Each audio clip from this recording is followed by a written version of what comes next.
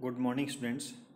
तो video lecture की series में आज हम स्टार्ट करेंगे petroleum technology CS 304 third year chemical engineering का सब्जेक्ट है। तो उसमें पहला चैप्टर है अपना इंट्रोडक्शन।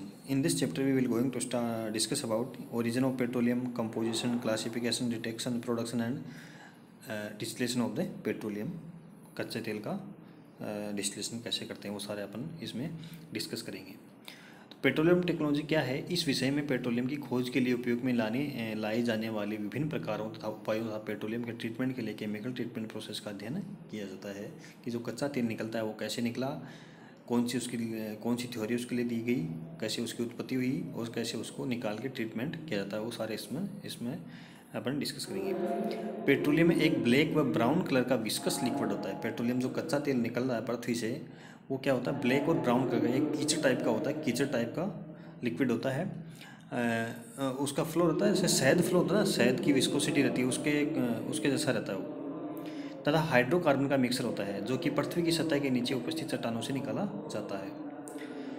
अब है पेट्रोलियम शब्द की दो उत्पत्ति दो शब्दों से, पेट्रो प्लस ओलियम, या उसको पेटारोक्स बोलते हैं, ओलियम ऑयल को। मतलब चट्टानों से जो तेल निकलता है पृथ्वी के नीचे, अपन ड्रिलिंग करके पाइपलाइन डालते हैं और उससे अपने को पेट्रोलियम निकलता है।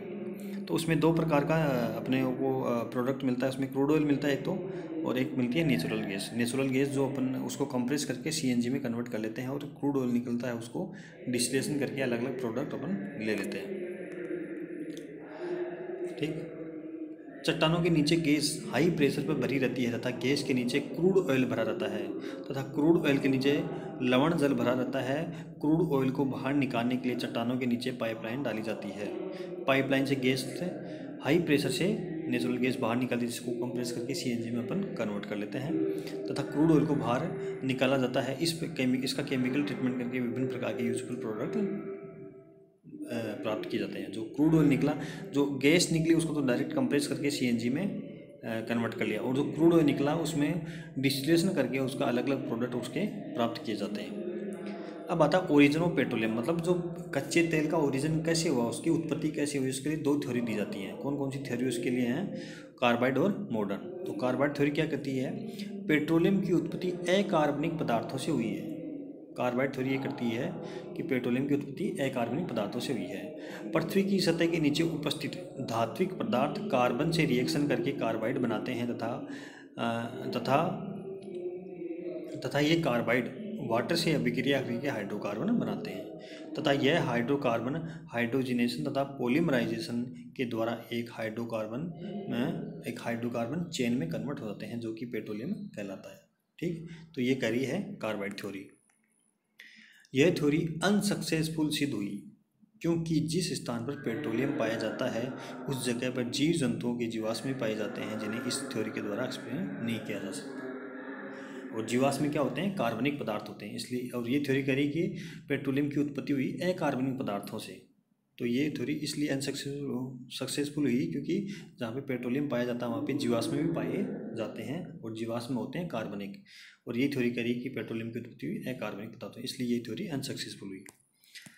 अब दूसरी थ्योरी है, उसी का पार्ट है carbide theory fail to explain this. Carbide theory ये एक्सप्लेन करने में फेल हो गई the presence of coal and brine in the petroleum. Carbide theory ये सिद्ध नहीं कर सकी कि जो कच्चा तेल आता है उसमें कोल, मतलब कोल जो कोयला है, या ब्राइन क्या होता है? नमक का घोल, वो क्यों पाया जाता है, उसकी ये थ्योरी एक्सप्लेन नहीं कर पाया। Presence of chlorophyll, nitrogen, sulphur compound and optically active compound, ये कंपाउंड वहाँ उस कच्चे तेल में कैसे आ गए, ये इस थ्योरी के द्वारा सिद्ध नहीं किया जा सकता। ये थ्योरी इनको एक्सप्लेन करने में फेल हो गई। तो फिर दूसरी थ्योरी आई मॉडर्न थ्योरी। मॉडर्न थ्योरी क्या करी है? मॉडर्न थ्योरी के अनुसार पेट्रोलियम की उत्पत्ति मुख्य रूप से कार्बनिक तथा अकार्बनिक पदार्थों की अभिक्रिया से हुई। इसमें कौन से आ गए? कार्बनिक भी आ गए और अकार्बनिक भी आ गए। ठीक। तथा पेट्रोलियम के मुख्य स्रोत समुद्री पेड़ पौधे व जीव जंतुओं से हुई है। जब पृथ्वी पर भूकंप आते हैं या ज्वालामुखी का विस्फोट होता है तो ये समुद्री जीव जंतु व पेड़ पौधे पृथ्वी की सतह के नीचे दब जाते हैं तथा पृथ्वी की सतह के नीचे हाई टेम्परेचर और प्रेशर के कारण थर्मली डिकम्पोज हो जाते हैं तथा हाइड्रोकार्बन के मिश्रण में कन्वर्ट हो जाते हैं, जो कि पेट्रोलियम कहलाता है। ये थ्योरी क्या करी है कि जो पेट्रोलियम है, जो कच्चा तेल है, उसकी उत्पत्ति हुई है किससे? जीव जंतुओं से। जो भी पृथ्वी पे जीव जंतु पेड़ पौधे सारे हैं वो क्या भूकंप आने से या जो भी ट्रेजेडी होने से वो नीचे दब गए और नीचे दबने से पृथ्वी के अंदर आपको पता है हाई टेम्परेचर हाई प्रेशर रहता है, वहाँ से उनका डिकम्पोजिशन हो गया और वो कन्वर्ट हो गए किसमें? पेट्रोलियम में। ये थ्योरी कार्बाइड थ्योरी की तुलना में अधिक सफल सिद्ध हुई क्योंकि इस थ्योरी के द्वारा पेट्रोलियम डिपॉजिट के पास पाए जाने वाले जीवाश्म की उपस्थिति को एक्सप्लेन किया जा सकता है। जो थ्योरी कार्बाइड थ्योरी जो एक्सप्लेन नहीं कर सकी वो ये मॉडर्न थ्योरी एक्सप्लेन कर रही है। Modern theory successfully to explain the presence of coal and brine in petroleum.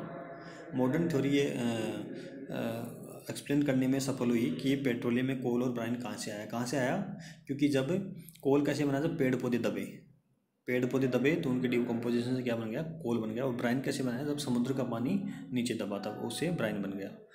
Presence of chlorophyll, nitrogen, sulphur compound and optically active compound, जब सारे जीवाश्म पेड़ पौधे वनस्पति जब पृथ्वी के अंदर दब गई तो ये सारी चीज़ें उसमें पेट्रोलियम में प्रेजेंट हुई।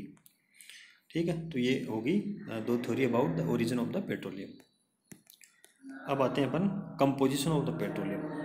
कच्चे तेल का संगठन निम्न प्रकार होता है। जो कच्चा तेल आता है अपना क्रूड ऑयल आता है, कच्चा तेल आता है ना क्रूड ऑयल, उसमें मेजरली ये कंपोजिशन चेंज हो सकता है बट मेजरली कंपोजिशन ये होता है। उसमें कार्बन होता है 80% तक, हाइड्रोजन 11.5 से 14.8, सल्फर रहता है 0.1 से 3.5, नाइट्रोजन 0.1 से 0.5। ये अप्रोक्सीमेट कंपोजिशन है। Composition can be change but generally this composition ये कंपोजिशन रहता है। आगे क्या है? Composition of petroleum. एक हाइड्रोकार्बन का मिश्रण होता है। पेट्रोलियम क्या होता है? पेट्रोलियम मतलब कच्चा तेल एक हाइड्रोकार्बन का मिश्रण होता है जिसमें मुख्य रूप से C1 से C40। C1 मतलब कार्बन एक, जैसे मीथेन है वो C1 में आता है, एथेन आता है C2H5, C2H6 वो आ गया C2 में। तो C1 से लेकर C40 तक ऑर्गेनिक कंपाउंड पाए जाते हैं, कार्बनिक पदार्थ पाए जाते हैं तथा एन पैराफिन्स, ओलिफिन्स, नेपथिन्स, आइसोपैराफिन, एरोमेटिक ये सभी कंपाउंड मुख्य रूप से पेट्रोलियम में पाए जाते हैं। ठीक है, पैराफिन्स हो गया, सिंगल बॉन्ड है, डबल बॉन्ड है, ट्रिपल बॉन्ड है, या एरोमेटिक कंपाउंड जो रिंग बनाते हैं वो सारे कंपाउंड इसमें पाए जाते हैं। एन पैराफिन्स क्या होते हैं? ये यहाँ पर सैचुरेटेड हाइड्रोकार्बन होता है जिनका जनरली फॉर्मूला CnH2n+ होता है, जिनमें केवल सिंगल बॉन्ड होता है, डबल बॉन्ड इसमें डबल या ट्रिपल बॉन्ड नहीं होता। जैसे methane, ethane, propane, butane, pentane, hexane, ये हो गए एन पैराफिन्स। ये स्ट्रेट चेन कंपाउंड होते हैं जिनकी संरचना सीधी श्रृंखला में होती है। इनको अशाखित एल्केन भी कहता है। इनके कोई शाखा नहीं होती, इनमें कोई ब्रांच नहीं होती, केवल C2H5 कंटिन्यूस जुड़ा रहता है, इसमें कोई साइड चेन में नहीं होता है। ओलिफिन्स क्या होते हैं? ये अनसेचुरेटेड अनसेचुरेटेड का मतलब है जिनमें 2 या 2 से अधिक डबल बॉन्ड है। 2 हो सकते हैं, 3 हो सकते हैं। अगर सिंगल बॉन्ड पूरी चेन में सिंगल बॉन्ड है तो वो कहलाते हैं सेचुरेटेड कहलाते हैं जब कोई भी डबल या ट्रिपल बॉन्ड नहीं हो, और वो होते हैं सेचुरेटेड। अनसेचुरेटेड कब हो? जब 2 या 2 से अधिक डबल बॉन्ड हो। ये अनसेचुरेटेड हाइड्रोकार्बन होते हैं जिनका जनरल फॉर्मूला CnH2n होता है। इन्हें एल्केन कहा जाता है। जैसे सभी में डबल बॉन्ड दिख रहा है आपको, एथिलीन है, प्रोपाइलिन है, ब्यूटाइलिन है, पेंटालिन है, ये सारे अपन क्या आते हैं? ओलिफिन्स में आते हैं। आगे क्या है? इनका ऑक्टेन नंबर एन पैराफिन्स की तुलना में अधिक होता है। ऑक्टेन नंबर आपने पढ़ा, अभी आगे डिस्कस करेंगे अपन octane number related to petrol. तो ये जो ओलिफिन्स हैं उनका ऑक्टेन नंबर पैराफिन्स की तुलना में ज़्यादा होता है, तो इनकी रिएक्टिविटी भी एन पैराफिन्स की तुलना में अधिक होती है। रिएक्टिविटी मतलब जब इसमें डबल बॉन्ड ट्रिपल बॉन्ड ज़्यादा होगा उसकी रिएक्टिविटी ज़्यादा होगी। नेपथिन्स क्या है? ये सेचुरेटेड साइक्लिक कंपाउंड होते हैं जिनका जनरल फॉर्मूला CnH2n से प्रदर्शित किया जाता है। मतलब है ये सेचुरेटेड ही हैं लेकिन ये साइकिल फॉर्म में है, मतलब एक रिंग बनाएंगे। ये खुली चेन नहीं है, ये रिंग बनाएंगे, नेपथिन्स बोलते हैं उसको। तथा इनका ऑक्टेन नंबर n पैराफिन्स तथा ओलिफिन्स की तुलना में अधिक होता है। इनका फॉर्मूला ओलिफिन्स के समान होता है लेकिन संरचना अलग होती है। जनरल फॉर्मूला तो ओलिफिन्स के समान ही होता है लेकिन इनकी संरचना है वो रिंग साइज में रहती है, मतलब एक रिंग बनाती है। आइसोपैराफिन्स क्या है? ये सेचुरेटेड ब्रांच चेन कंपाउंड होते हैं जिनका जनरल फॉर्मूला CnH2n होता है से प्रदर्शित होता है। यह कंपाउंड एन पैराफिन्स के समायावी होते हैं। एन पैराफिन्स तो क्या है? CnH2n+2 है लेकिन वो एक सीधी चेन में रहते हैं, वो रिंग नहीं बनाते, ना ही तो ब्रांच बनाते हैं ना ही रिंग बनाते हैं एन पैराफिन्स। और आइसोपैराफिन्स क्या बनाएंगे? वो ब्रांच बना लेंगे। मतलब जैसे एग्जाम्पल में देखो आप, आइसोब्यूटेन है, आइसोपेंटेन है, तो ये एक एक CH3 है वो ब्रांच में लगा है, ब्रांच चेन ये बन गए।